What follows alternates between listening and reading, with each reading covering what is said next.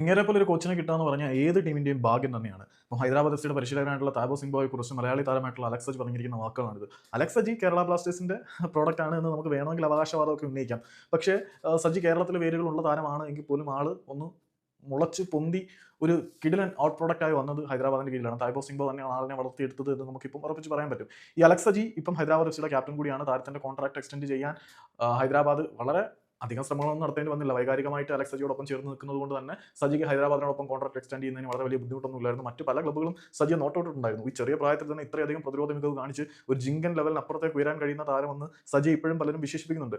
To early to proclaim ആണെങ്കിൽ പോലും സജി മികച്ച താരം തന്നെയാണ്, വളർന്നു വരും എന്ന കാര്യത്തിൽ ആർക്കും യാതൊരു സംശയമില്ല. തായ്ബോക് സിംഗ് എന്ന ഹൈദരാബാദ് എഫ്സിയുടെ പരിശീലകനെ കുറിച്ച് അലക്സ് സജി പറഞ്ഞിരിക്കുന്നത്, ഈ ഒരു പരിശീലകൻ ഒരു ഇന്ത്യൻ പരിശീലകൻ എന്ന നിലയിൽ ഏതൊരു ക്ലബ്ബും മോഹിക്കുന്ന തരത്തിലൊരു പരിശീലകൻ തന്നെയാണ്. കാരണം അയാളുടെ കയ്യിൽ ഒരുപാട് ലാംഗ്വേജസ് വശമുണ്ട്.